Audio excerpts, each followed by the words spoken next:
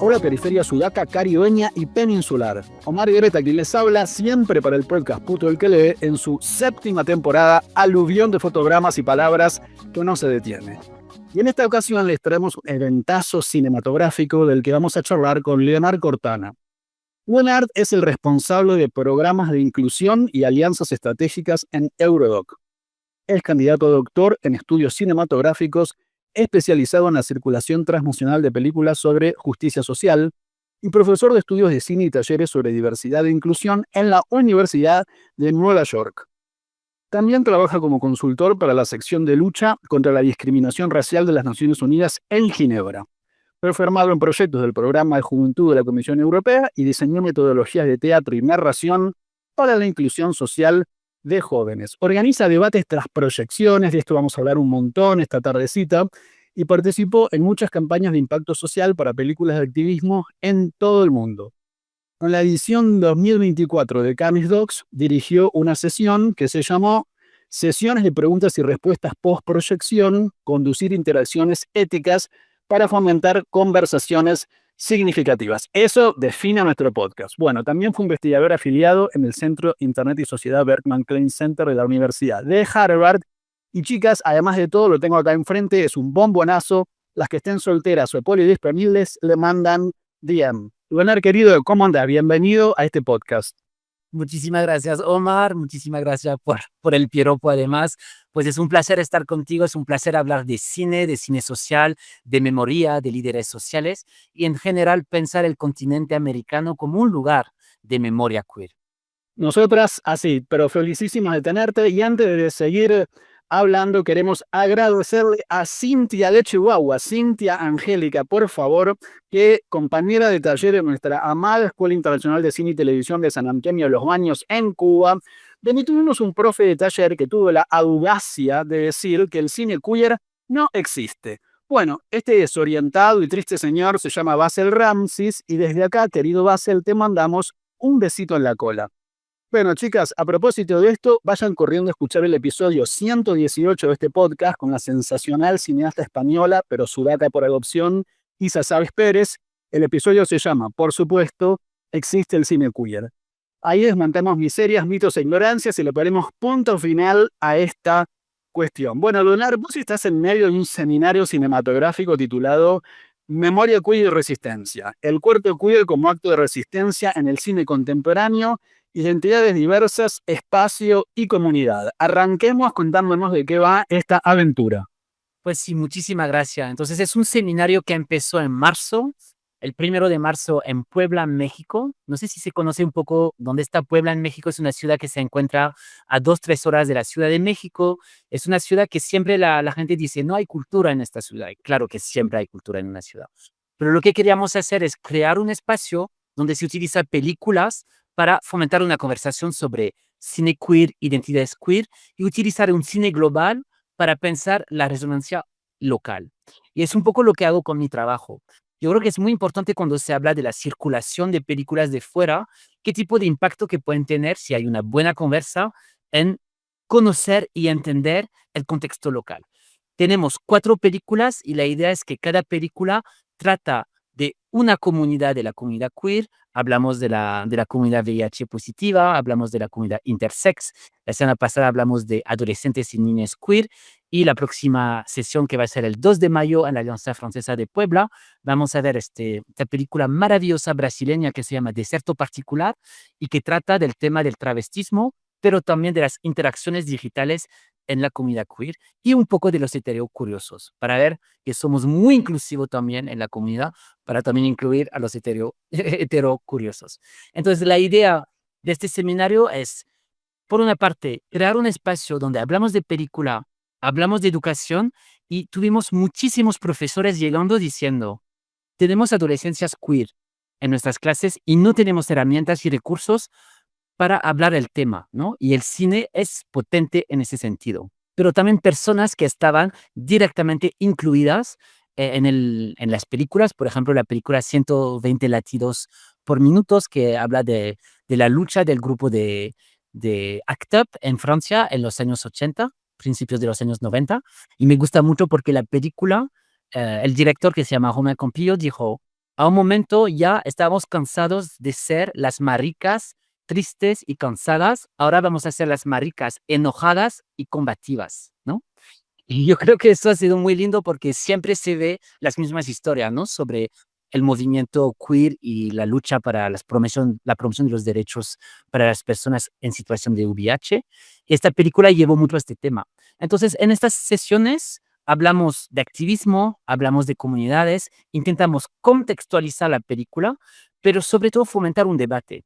Porque al final la idea del debate no es necesariamente estar en contra de lo que está en la pantalla, es un espacio seguro y nadie va a decir que no haya cine queer, porque eso está cancelado desde el principio, pero sobre todo, cómo utilizar estas narrativas en lugares más conservadores, donde no hay tanto espacio para este tipo de conversas, ¿no? Y es lo que creó el poder de las como conversaciones después de una película. Vivimos en una sociedad donde hay muy pocos espacios de foro político, tenemos personas que nos representan y que a veces no proporcionan un espacio inclusivo donde se aprende un vocabulario, donde se defienden ideas en un espacio seguro. Y la idea de estas charlas es crear esto, ¿no? Mi trabajo, y lo hablaré un poco más contigo un poco más tarde, yo pienso mucho el espacio después de la película, ese coloquio, lo voy a hablar coloquio, como un espacio de justicia transicional, que a veces dentro de este espacio tú tienes personas victimizadas por el sistema, pero tú también tienes los verdugos, los victimarios, ¿no? Y eso se habla mucho, por ejemplo, cuando tú tienes una película queer y que tú tienes personas que se reconocen al momento de la escuela como personas que eran responsables del bullying, ¿no? O personas que no respetan los derechos de la comunidad intersex porque no saben y siguen en un marco teórico binario hombre-mujer cuando sabemos que el género es una construcción social. Entonces, esta idea de transformar el espacio como un foro político y de hacer que todo el mundo, por lo menos, entre en una línea y que se aprenda un vocabulario. Y voy a terminar con eso para esta pregunta. Es muy importante educar con las películas y educar un vocabulario. Ya no se habla de hermafrodito, ya se habla de comunidad intersex, por ejemplo, ¿no? Queer no abraza solamente orientación sexual, abraza identidad de género. Travestismo forma parte de la comunidad queer y son, y son, y son. Entonces es muy, muy importante que estos espacios seguros sean espacios de educación. Cuando estábamos mirando el material que nos mandaste sobre estos seminarios cinematográficos que estás armando, nos interesó mucho algo que resuena mucho con el trabajo que hacemos desde Puto el que lee, cuando decís cómo ejemplos de otros contextos pueden resonar en el entorno mexicano y poblano. Esto es muy nuestro podcast, ¿no? Que es cómo adecuar especialmente la teoría queer de otras latitudes, porque podemos tender a leer, no sé, mucho Paul Preciado, Judith Butler, pero bueno, es toda gente que escribe desde otras realidades, incluso dentro de estos territorios ocupados que llamamos América Latina, también tenemos realidades diferentes, ¿no? Entonces, nosotros siempre tratamos de complejizar o de hacer crujir acá, cuando leemos teoría queer de otras latitudes, bueno, cómo se aplica o cómo se lee o de qué forma sirve en nuestras realidades sudacas sin imponerla o extrapolarla en forma acrítica. ¿Cómo viene siendo el debate hasta ahora? Después vamos a entrar a ver las películas, que son unas peliculazas, chicas. El circuito de acá que nos propone Leonardo es un sueño, pero antes de entrar en las películas puntualmente, ¿cómo ha sido la experiencia del debate hasta ahora y cómo vos como director, como creador, como guía de toda esta discusión vas armando para que no compremos empaquetado y en forma acrítica teoría que capaz no tiene del todo que ver con nuestras propias realidades? Pues me gusta muchísimo esta pregunta, Omar. Primero porque me da la oportunidad de también establecer mi posicionalidad. Yo no soy mexicano, ¿no? Yo soy de la isla de Guadalupe y de Francia. Yo crecí en la ciudad de Marsella, en el sur de Francia. Entonces, llegar a Puebla, llegar a México, para mí tenía un doble sentido con este seminario.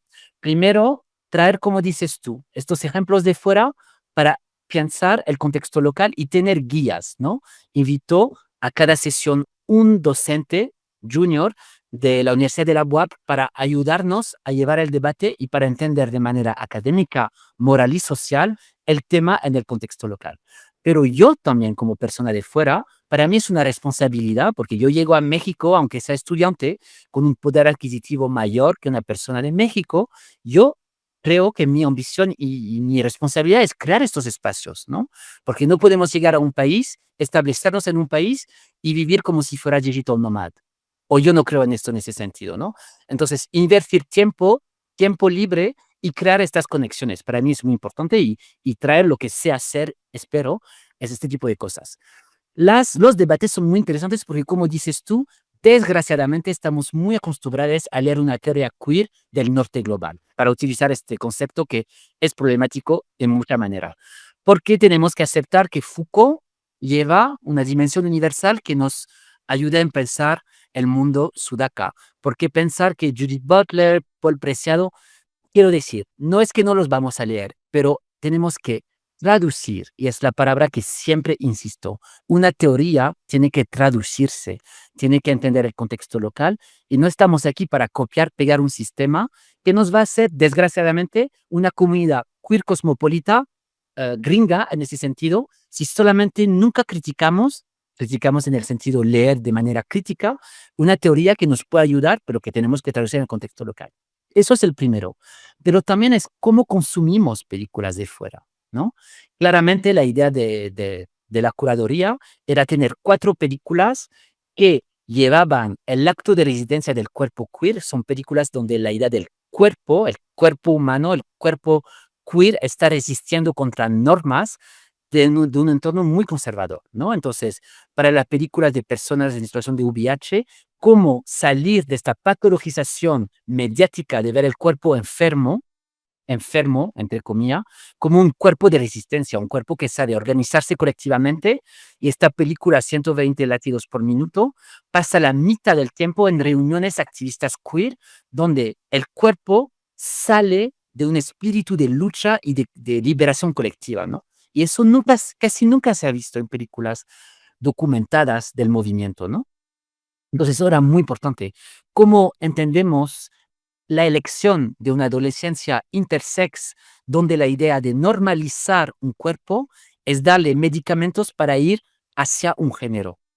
Pues la película XXY, Argentina además, no sé si me imagino que quizás la viste, la encuentro muy interesante en este sentido porque seguimos el punto de vista de Alex, una persona intersex de 15 años que toma la decisión de parar con la normalización de su cuerpo y de luchar, entre comillas, con su presencia en el espacio y su universo contra personas que creen que la única manera de vivir en este mundo es vivir en un mundo binario, ¿no? Además, tiene una subnarrativa de ir a Uruguay, una especie de tema postcolonial que siempre llevo porque no es una coincidencia, ¿no? Que estos personajes escapan para Uruguay. En fin, toda esta idea de esas películas crean esto, pero una cosa muy importante para mí, y todas esas películas tienen eso en común, el cuerpo queer es acto de resistencia porque el cuerpo queer es archivo de la historia. Y eso lo vemos muy bien en la película venezolana Pelo Malo, donde Junior, que está circulando en su identidad de género en un mundo donde todo el mundo quiere plasmar su identidad, en un mundo que está ya queer, porque es el momento en que Chávez se enferma, donde toda la comunidad está en una especie de histeria colectiva, se rapa el pelo como una especie de celebración y procesión para luchar contra la idea de un fin de mundo. Y Junior está existiendo como cuerpo en este momento, ¿no? Y para mí era muy importante reinscribir el cuerpo queer en la historia, porque la comunidad queer es una testiga de la historia.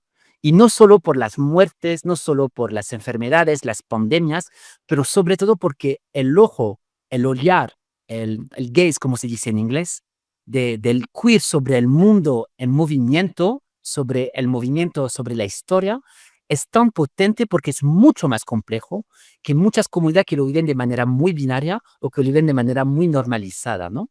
Cuando estás fuera de la norma, tú desarrollas un imaginario que está fuera de esta norma. Y yo creo que poner de relieve que estas narrativas que ponen estos personajes en estos momentos de la historia nos da una manera mucho más, no solo compleja, pero también matizada, de entender que al fin y al cabo, retratar la historia es un ejercicio queer. Como les contaba, chicas, bueno, después vamos a mencionar las 4 películas y les vamos a dejar links en donde se pueda, de lo que esté disponible, o si no te las vamos a traficar. Pero bueno, XXI, peliculaza argentina de 2007, escrita y dirigida por la superestrella Lucía Puenzo, que le mandamos un beso enorme. Trabajamos juntas codo a codo en ese proyecto delirante que fue la editorial Interzona, cuando publicamos su libro La maldición de Jacinta Picchino Huida, que es otra bomba cultural. Así que por favor, se buscan XXI, me miran, me la idolatran a Lucía Puenzo, que nos escucha siempre. Y después, de lo malo, que peliculaza también, Venezuela 2013, de Mariana Rondón. La vimos en el Centro Cultural Juan de Salazar en Asunción del Paraguay hace un par de años, en uno de esos ciclos de cine que programa Pablo Herrera, amigo entrañable. Saludos a toda la audiencia paraguaya y a los amigos del Juan de, que fue el lugar de nacimiento de este podcast hace ya 7 años. Volviendo al tema de las pelis que programaste, te queríamos preguntar, en tiempos de plataformas, algoritmos y censura light, ¿cómo resistimos desde la curaduría y qué armas tenemos los disidentes audiovisuales en este tipo de montaje como el que estás haciendo vos para estas discusiones? Bueno, es una muy buena pregunta. Yo creo que la curaduría tiene este poder de luchar contra esta distribución algorítmica, que hay una visión para una cosa, ¿no? Crear un espacio donde compartimos una experiencia de ver de manera emotiva, emocional, racional, lo que sea, una película, y después discutirla juntas, crea un espacio donde no quiero decir que todo el mundo está al mismo punto, pero que por lo menos compartimos todo. Toda es la misma experiencia viendo la película, ¿no? Te voy a hacer una parte un poco rápido, pero en mi investigación yo trabajé mucho sobre el movimiento anti-apartheid en África del Sur, ¿no? Y muchas películas circularon en América Latina, América del Norte, en Europa, y hacían una cosa muy interesante. Lo llamaban películas objetificadoras de conciencia. Empezaban las charlas con películas, no sé cómo se dice en español, smuggled, que están pasando, que pasaban, ¿no? Por clandestinidad. Contrabandeadas las películas, sería, sí. Exactamente, contrabandeadas, y que la gente lo veía, y después, media hora de haber visto la película, entramos en el debate. Pero nadie hablaba de la película hasta el final. Se entraba en el debate, fue como una especie de evidencia visual, ¿no? Y esta evidencia visual ponía en la pantalla, eso es la situación en África del Sur, hay que luchar. Y eso me hizo pensar mucho en la curaduría, porque yo creo que vivimos no solo en una sociedad visual, pero vivimos en una sociedad donde hay que debatir las imágenes, hay que debatir la noción de verdad y hay que debatir con una pluralidad de experiencia.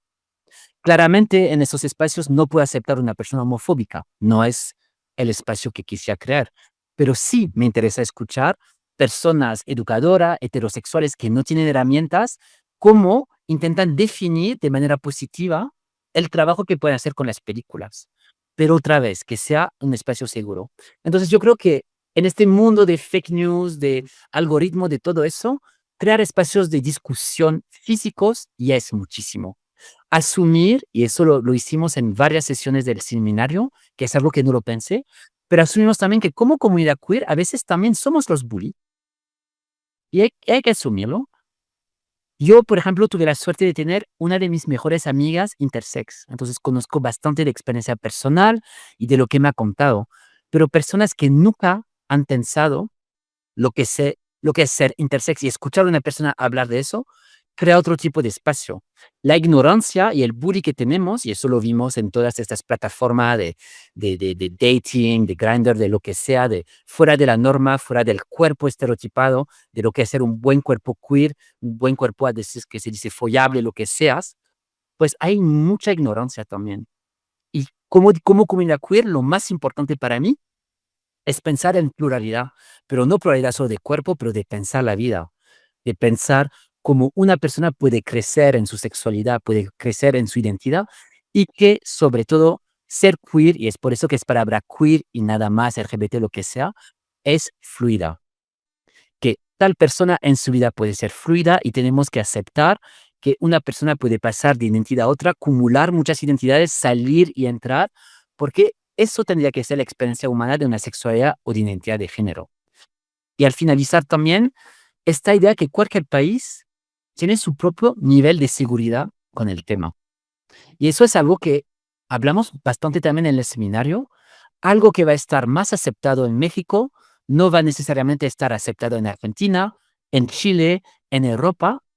Y eso yo lo veo mucho cuando trabajo el tema de asesinato de líderes sociales queer.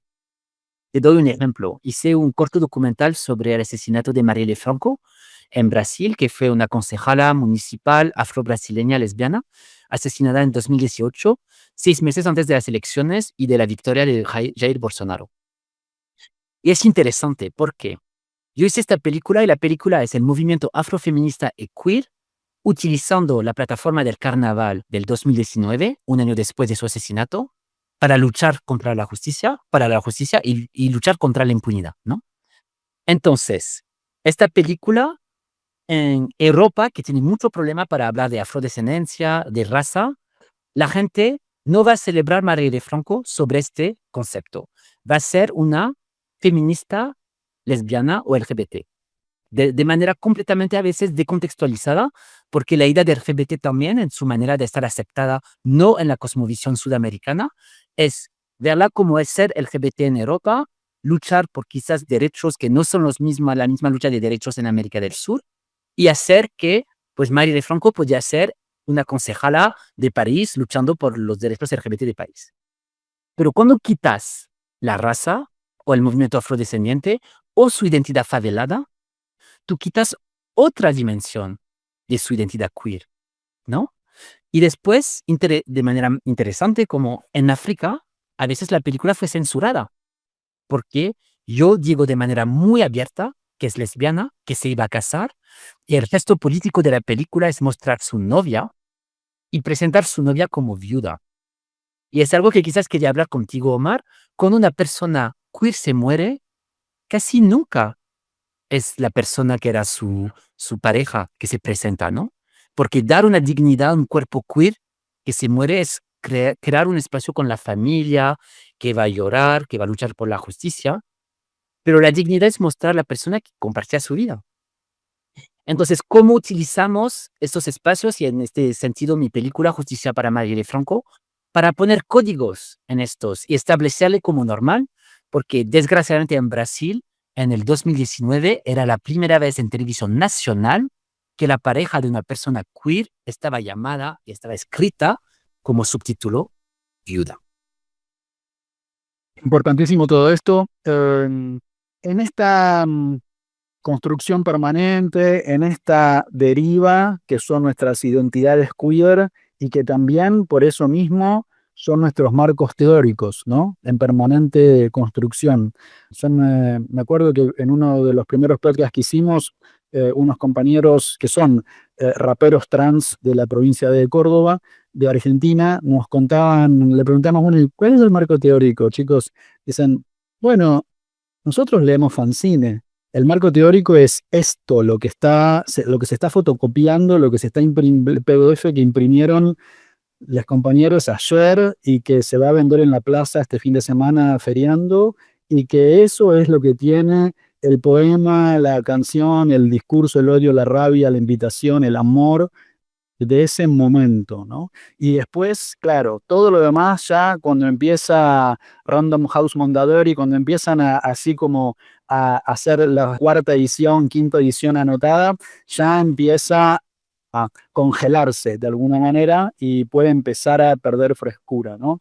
También los compañeros de Chile, que donde hay una resistencia sensacional, sensacional, explosiva y ejemplo para muchos de nosotros en estos territorios ocupados que llamamos América Latina, nos decían que a veces nuestras organizaciones son muy lábiles, ¿no? No duran demasiado, hay problemas de liderazgo, porque justamente no nos interesa el dinero, nos interesan los valores. Entonces, si nos interesara solamente el dinero, es que nos quedaríamos todos ahí juntando el plata de las ONGs. Pero al interesarnos los valores es más fácil que se vayan rompiendo.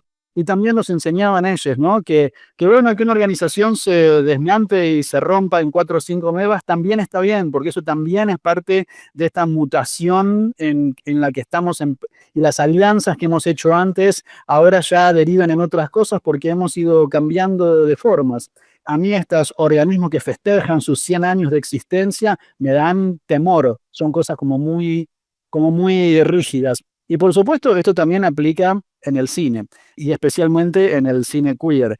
Yo te quería preguntar, como parte de este trabajo de curaduría que venís haciendo y de estas pelis que nos venís proponiendo, ¿cuáles son los estereotipos o los lugares comunes del cine queer que considerás agotados o dañinos?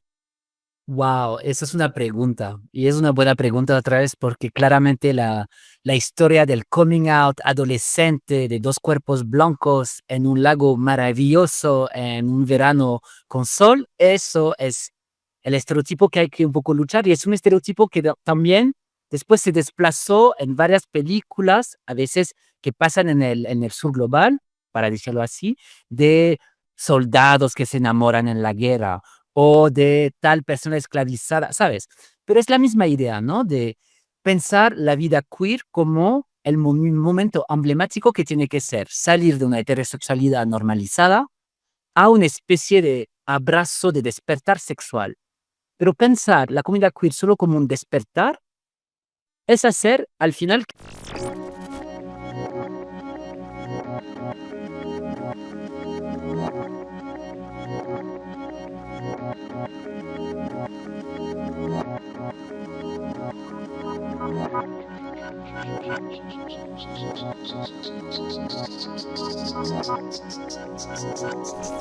Hola, periferia sudaca, caribeña y peninsular. Omar Greta, quien les habla, siempre para el podcast Puto el que lee, en su séptima temporada, aluvión de fotogramas y palabras que no se detiene.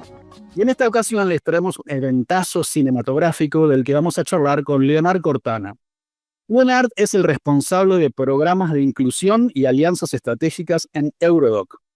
Es candidato a doctor en estudios cinematográficos, especializado en la circulación transnacional de películas sobre justicia social y profesor de estudios de cine y talleres sobre diversidad e inclusión en la Universidad de Nueva York. También trabaja como consultor para la sección de lucha contra la discriminación racial de las Naciones Unidas en Ginebra. Fue formado en proyectos del Programa de Juventud de la Comisión Europea y diseñó metodologías de teatro y narración para la inclusión social de jóvenes. Organiza debates tras proyecciones, de esto vamos a hablar un montón esta tardecita, y participó en muchas campañas de impacto social para películas de activismo en todo el mundo. En la edición 2024 de Camis Docs dirigió una sesión que se llamó Sesiones de preguntas y respuestas post-proyección, conducir interacciones éticas para fomentar conversaciones significativas. Eso define nuestro podcast. Bueno, también fue investigador afiliado en el Centro Internet y Sociedad Berkman Klein Center de la Universidad de Harvard. Y chicas, además de todo, lo tengo acá enfrente, es un bombonazo. Las que estén solteras o polidisponibles le mandan DM. Leonard, querido, ¿cómo andas? Bienvenido a este podcast. Muchísimas gracias, Omar. Muchísimas gracias por el piropo, además. Pues es un placer estar contigo, es un placer hablar de cine social, de memoria, de líderes sociales y en general pensar el continente americano como un lugar de memoria queer.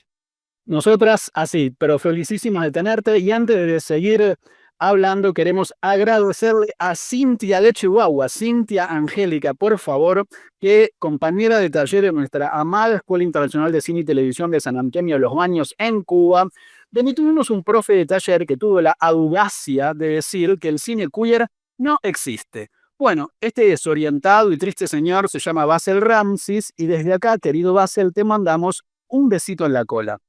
Bueno, chicas, a propósito de esto, vayan corriendo a escuchar el episodio 118 de este podcast con la sensacional cineasta española, pero sudaca por adopción, Isa Sabes Pérez. El episodio se llama, por supuesto, Existe el cine queer.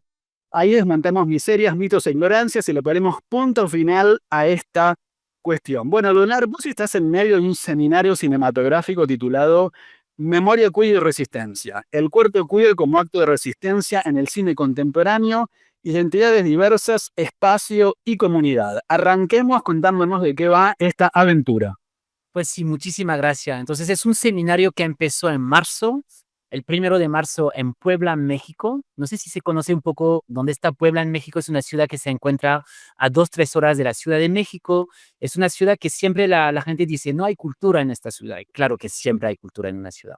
Pero lo que queríamos hacer es crear un espacio donde se utiliza películas para fomentar una conversación sobre cine queer, identidades queer y utilizar un cine global para pensar la resonancia local. Y es un poco lo que hago con mi trabajo. Yo creo que es muy importante cuando se habla de la circulación de películas de fuera, qué tipo de impacto que pueden tener si hay una buena conversa en conocer y entender el contexto local. Tenemos 4 películas y la idea es que cada película trata de una comunidad de la comunidad queer. Hablamos de la comunidad VIH positiva, hablamos de la comunidad intersex. La semana pasada hablamos de adolescentes y niñas queer y la próxima sesión, que va a ser el 2 de mayo en la Alianza Francesa de Puebla, vamos a ver esta película maravillosa brasileña que se llama Deserto Particular y que trata del tema del travestismo, pero también de las interacciones digitales en la comunidad queer y un poco de los heterocuriosos, para ver que somos muy inclusivos también en la comunidad, para también incluir a los heterocuriosos. Entonces, la idea de este seminario es, por una parte, crear un espacio donde hablamos de película, hablamos de educación y tuvimos muchísimos profesores llegando diciendo, tenemos adolescencias queer en nuestras clases y no tenemos herramientas y recursos para hablar el tema, ¿no? Y el cine es potente en ese sentido. Pero también personas que estaban directamente incluidas en las películas, por ejemplo, la película 120 latidos por minutos, que habla de la lucha del grupo de ACT UP en Francia en los años 80, principios de los años 90. Y me gusta mucho porque la película, el director, que se llama Romain Campillo, dijo, a un momento ya estábamos cansados de ser las maricas tristes y cansadas, ahora vamos a ser las maricas enojadas y combativas, ¿no? Y yo creo que eso ha sido muy lindo porque siempre se ve las mismas historias, ¿no? Sobre el movimiento queer y la lucha para la promoción de los derechos para las personas en situación de VIH. Esta película llevó mucho a este tema. Entonces, en estas sesiones hablamos de activismo, hablamos de comunidades, intentamos contextualizar la película, pero sobre todo fomentar un debate. Porque al final la idea del debate no es necesariamente estar en contra de lo que está en la pantalla, es un espacio seguro y nadie va a decir que no haya cine queer, porque eso está cancelado desde el principio, pero sobre todo, cómo utilizar estas narrativas en lugares más conservadores, donde no hay tanto espacio para este tipo de conversas, ¿no? Y es lo que creó el poder de las como conversaciones después de una película. Vivimos en una sociedad donde hay muy pocos espacios de foro político, tenemos personas que nos representan y que a veces no proporcionan un espacio inclusivo donde se aprende un vocabulario, donde se defienden ideas en un espacio seguro. Y la idea de estas charlas es crear esto, ¿no? Mi trabajo, y lo hablaré un poco más contigo un poco más tarde, yo pienso mucho el espacio después de la película, este coloquio, lo voy a hablar coloquio, como un espacio de justicia transicional, que a veces dentro de este espacio tú tienes personas victimizadas por el sistema, pero tú también tienes los verdugos, los victimarios, ¿no? Y eso se habla mucho, por ejemplo, cuando tú tienes una película queer y que tú tienes personas que se reconocen en el momento de la escuela como personas que eran responsables del bullying, ¿no? O personas que no respetan los derechos de la comunidad intersex porque no saben y siguen en un marco teórico binario hombre-mujer cuando sabemos que el género es una construcción social. Entonces, esta idea de transformar el espacio como un foro político y de hacer que todo el mundo, por lo menos, entre en una línea y que se aprenda un vocabulario. Y voy a terminar con eso para esta pregunta. Es muy importante educar con las películas y educar un vocabulario. Ya no se habla de hermafrodito, ya se habla de comunidad intersex, por ejemplo, ¿no?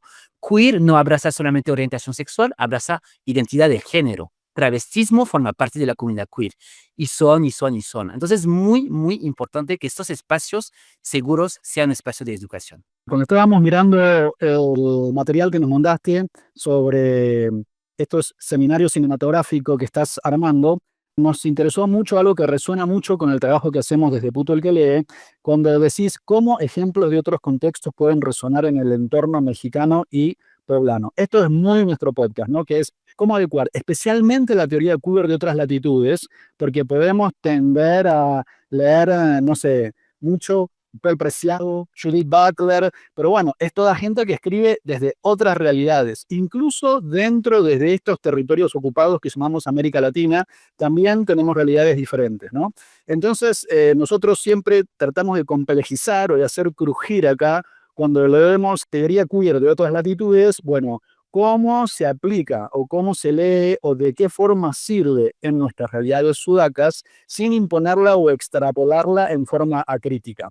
¿Cómo viene siendo el debate hasta ahora? Después vamos a entrar a ver las películas, que son unas peliculazas, chicas. El circuito de acá que nos propone Leonardo es un sueño, pero antes de entrar en las películas puntualmente, ¿cómo ha sido la experiencia del debate hasta ahora y cómo vos como director, como creador, como guía de toda esta discusión vas armando para que no compremos empaquetado y en forma acrítica teoría que capaz no tiene del todo que ver con nuestras propias realidades?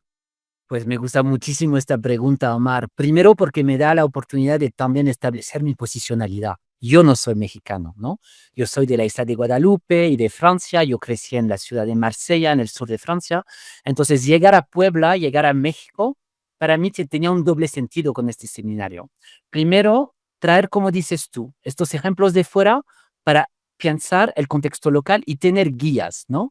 Invito a cada sesión un docente junior de la Universidad de la UAP para ayudarnos a llevar el debate y para entender de manera académica, moral y social el tema en el contexto local. Pero yo también como persona de fuera, para mí es una responsabilidad porque yo llego a México, aunque sea estudiante, con un poder adquisitivo mayor que una persona de México. Yo creo que mi ambición y mi responsabilidad es crear estos espacios, ¿no? Porque no podemos llegar a un país, establecernos en un país y vivir como si fuera digital nomad. O yo no creo en esto en ese sentido, ¿no? Entonces, invertir tiempo, tiempo libre y crear estas conexiones para mí es muy importante y traer lo que sé hacer, espero, es este tipo de cosas. Los debates son muy interesantes porque, como dices tú, desgraciadamente estamos muy acostumbrados a leer una teoría queer del norte global para utilizar este concepto que es problemático en mucha manera. Porque tenemos que aceptar que Foucault lleva una dimensión universal que nos ayuda a pensar el mundo sudaca. ¿Por qué pensar que Judith Butler, Paul Preciado, quiero decir, no es que no los vamos a leer, pero tenemos que traducir, y es la palabra que siempre insisto, una teoría tiene que traducirse, tiene que entender el contexto local, y no estamos aquí para copiar, pegar un sistema que nos va a hacer, desgraciadamente, una comunidad queer cosmopolita, gringa en ese sentido, si solamente nunca criticamos en el sentido leer de manera crítica, una teoría que nos puede ayudar, pero que tenemos que traducir en el contexto local. Eso es el primero. Pero también es cómo consumimos películas de fuera, ¿no? Claramente la idea de la curaduría era tener 4 películas que llevaban el acto de residencia del cuerpo queer. Son películas donde la idea del cuerpo, el cuerpo humano, el cuerpo queer está resistiendo contra normas de un entorno muy conservador, ¿no? Entonces, para las películas de personas en situación de VIH, cómo salir de esta patologización mediática de ver el cuerpo enfermo, enfermo, entre comillas, como un cuerpo de resistencia, un cuerpo que sabe organizarse colectivamente. Y esta película, 120 latidos por minuto, pasa la mitad del tiempo en reuniones activistas queer, donde el cuerpo sale de un espíritu de lucha y de liberación colectiva, ¿no? Y eso nunca, casi nunca se ha visto en películas documentadas del movimiento, ¿no? Entonces, eso era muy importante. ¿Cómo entendemos la elección de una adolescencia intersex, donde la idea de normalizar un cuerpo es darle medicamentos para ir hacia un género? Pues la película XXY, argentina además, no sé si me imagino que quizás la viste, la encuentro muy interesante en ese sentido porque seguimos el punto de vista de Alex, una persona intersex de 15 años que toma la decisión de parar con la normalización de su cuerpo y de luchar, entre comillas, con su presencia en el espacio y su universo contra personas que creen que la única manera de vivir en este mundo es vivir en un mundo binario, ¿no? Además, tiene una subnarrativa de ir a Uruguay, una especie de tema postcolonial que siempre llevo porque no es una coincidencia, ¿no? Que estos personajes escapan para Uruguay. En fin, toda esta idea de esas películas crean esto, pero una cosa muy importante para mí, y todas esas películas tienen eso en común, el cuerpo queer es acto de resistencia porque el cuerpo queer es archivo de la historia. Y eso lo vemos muy bien en la película venezolana Pelo Malo, donde Junior, que está circulando en su identidad de género en un mundo donde todo el mundo quiere plasmar su identidad, en un mundo que está ya queer, porque es el momento en que Chávez se enferma, donde toda la comunidad está en una especie de histeria colectiva, se rapa el pelo como una especie de celebración y procesión para luchar contra la idea de un fin de mundo. Y Junior está existiendo como cuerpo en este momento, ¿no? Y para mí era muy importante reinscribir el cuerpo queer en la historia, porque la comunidad queer es una testiga de la historia. Y no solo por las muertes, no solo por las enfermedades, las pandemias, pero sobre todo porque el ojo, el olhar, el gaze, como se dice en inglés, del queer sobre el mundo en movimiento, sobre el movimiento, sobre la historia, es tan potente porque es mucho más complejo que muchas comunidades que lo viven de manera muy binaria o que lo viven de manera muy normalizada, ¿no? Cuando estás fuera de la norma, tú desarrollas un imaginario que está fuera de esta norma. Y yo creo que poner de relieve que estas narrativas que ponen estos personajes en estos momentos de la historia nos da una manera mucho más, no solo compleja, pero también matizada, de entender que al fin y al cabo, retratar la historia es un ejercicio queer. Como les contaba, chicas, bueno, después vamos a mencionar las 4 películas y les vamos a dejar links en donde se pueda de lo que esté disponible o si no te las vamos a traficar. Pero bueno, XXI, peliculaza argentina de 2007, escrita y dirigida por la superestrella Lucía Puenzo, que le mandamos un beso enorme. Trabajamos juntas codo a codo en ese proyecto delirante que fue la editorial Interzona cuando publicamos su libro La maldición de Jacinta Pichino Huida, que es otra bomba cultural. Así que por favor, se buscan XXI, me miran, me la idolatran a Lucía Puenzo, que nos escucha siempre. Y después, de lo malo, que peliculaza también, Venezuela 2013, de Mariana Rondón, la vimos en el Centro Cultural Juan de Salazar en Asunción del Paraguay hace un par de años, en uno de esos ciclos de cine que programa Pablo Herrera, amigo entrañable. Saludos a toda la audiencia paraguaya y a los amigos del Juan de, que fue el lugar de nacimiento de este podcast hace ya 7 años. Volviendo al tema de las pelis que programaste, te queríamos preguntar, en tiempos de plataformas, algoritmos y censura light, ¿cómo resistimos desde la curaduría y qué armas tenemos los disidentes audiovisuales en este tipo de montaje que, como el que estás haciendo vos para estas discusiones? Bueno, es una muy buena pregunta. Yo creo que la curaduría tiene este poder de luchar contra esta distribución algorítmica, que hay una visión para una cosa, ¿no? Crear un espacio donde compartimos una experiencia de ver de manera emotiva, emocional, racional, lo que sea, una película, y después discutirla juntas, crea un espacio donde no quiere decir que todo el mundo está al mismo punto, pero que por lo menos compartimos todo. Toda es la misma experiencia viendo la película, ¿no? Te voy a hacer una parte un poco rápido, pero en mi investigación yo trabajé mucho sobre el movimiento anti-apartheid en África del Sur, ¿no? Y muchas películas circularon en América Latina, América del Norte, en Europa, y hacían una cosa muy interesante. Lo llamaban películas objetificadoras de conciencia. Empezaban las charlas con películas, no sé cómo se dice en español, smuggled, que están pasando, que pasaban, ¿no? Por clandestinidad. Contrabandeadas las películas, sería, sí. Exactamente, contrabandeadas y que la gente lo veía y después, media hora de haber visto la película, entramos en el debate. Pero nadie hablaba de la película hasta el final. Se entraba en el debate, fue como una especie de evidencia visual, ¿no? Y esta evidencia visual ponía en la pantalla, eso es la situación en África del Sur, hay que luchar. Y eso me hizo pensar mucho en la curaduría, porque yo creo que vivimos no solo en una sociedad visual, pero vivimos en una sociedad donde hay que debatir las imágenes, hay que debatir la noción de verdad y hay que debatir con una pluralidad de experiencia. Claramente en esos espacios no puedo aceptar una persona homofóbica, no es el espacio que quisiera crear, pero sí me interesa escuchar personas educadoras, heterosexuales que no tienen herramientas, cómo intentan definir de manera positiva el trabajo que pueden hacer con las películas, pero otra vez, que sea un espacio seguro. Entonces yo creo que en este mundo de fake news, de algoritmo, de todo eso, crear espacios de discusión físicos ya es muchísimo. Asumir, y eso lo hicimos en varias sesiones del seminario, que es algo que no lo pensé, pero asumimos también que como comunidad queer a veces también somos los bully y hay que asumirlo. Yo, por ejemplo, tuve la suerte de tener una de mis mejores amigas intersex, entonces conozco bastante de experiencia personal y de lo que me ha contado, pero personas que nunca han pensado lo que es ser intersex y escuchar a una persona hablar de eso, crea otro tipo de espacio. La ignorancia y el bullying que tenemos, y eso lo vimos en todas estas plataformas de dating, de Grindr, de lo que sea, de fuera de la norma, fuera del cuerpo estereotipado, de lo que es ser un buen cuerpo queer, un buen cuerpo a veces que se dice follable, lo que seas, pues hay mucha ignorancia también.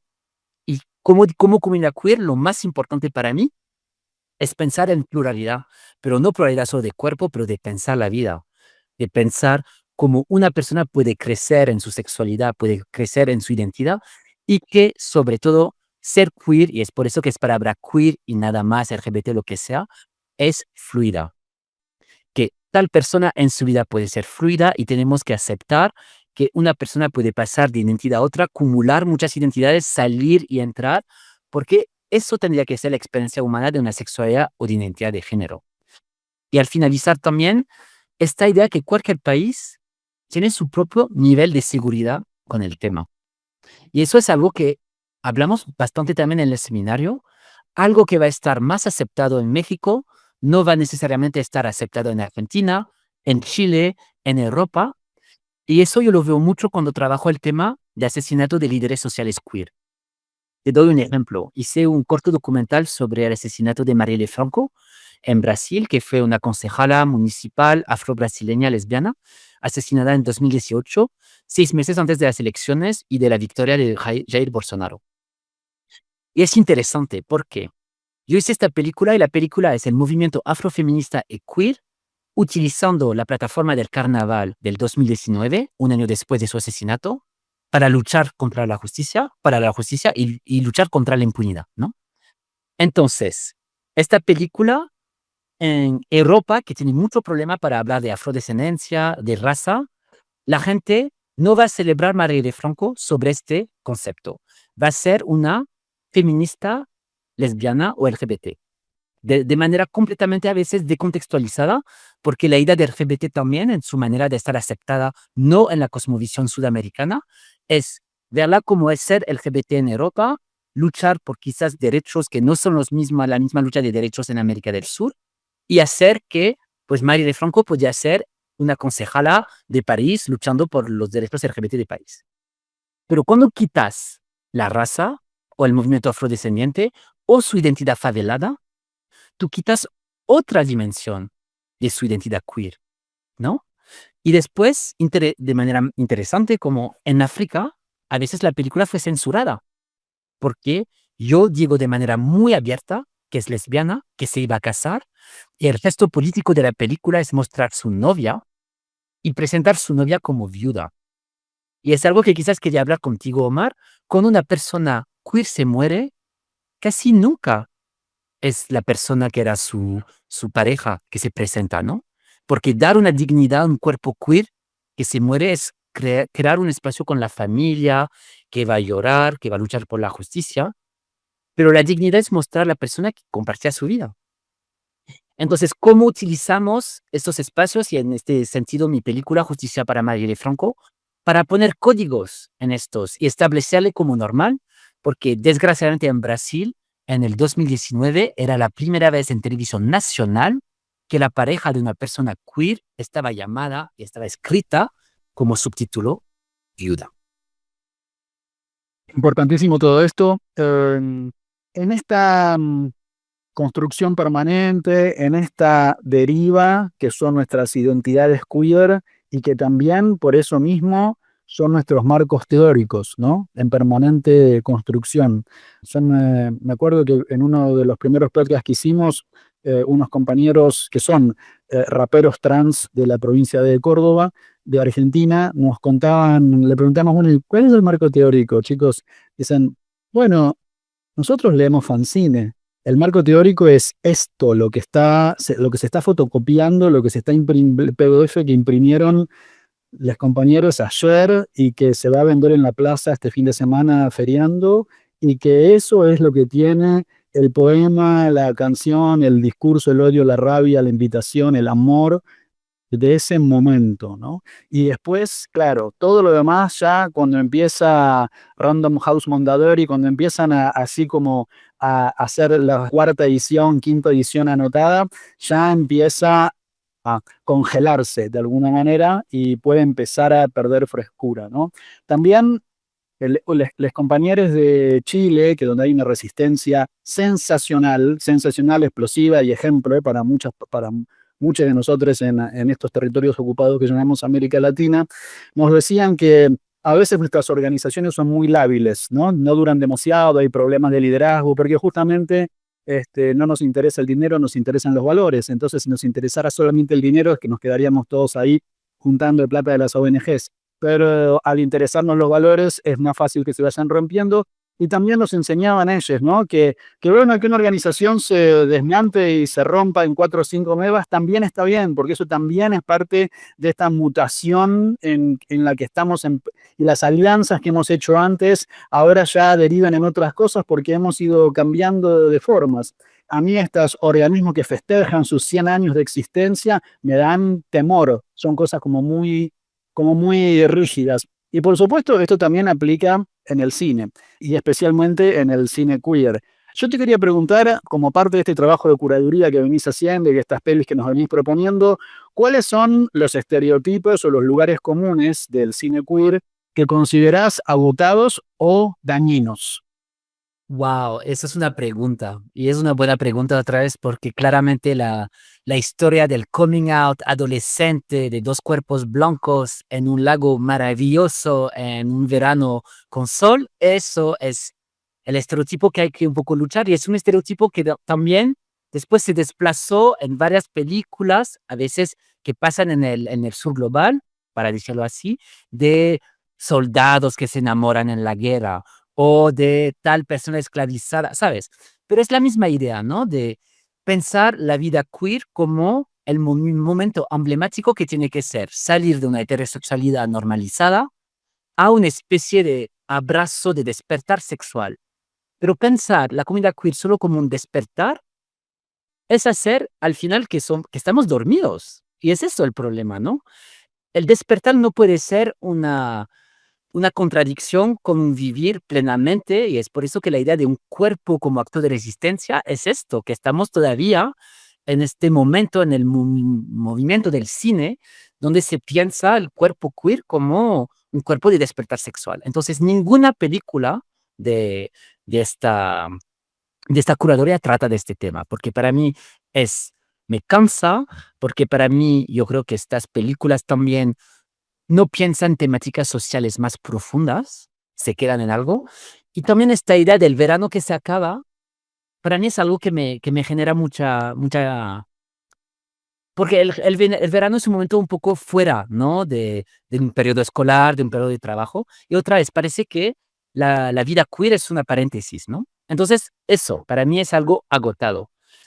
Lo que creo, y también algo de estas películas que celebran héroes queer, para mí es un problema también. Porque si entramos en una idea binaria de héroe versus villanos, estamos perdiendo la complejidad de toda esta teoría queer sudaca que está luchando contra eso, ¿no?